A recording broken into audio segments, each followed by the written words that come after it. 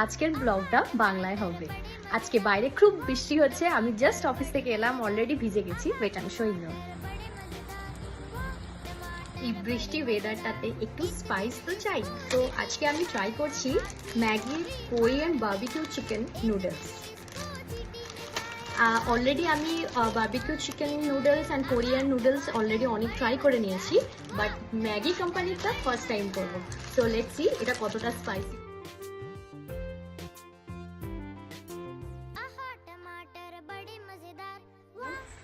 দেখতে কিন্তু খুবই স্পাইসি লাগছে, আর স্মেলটা খুব মানে মানে সে খিদে পেয়ে যাওয়ার টাইপ স্মেল।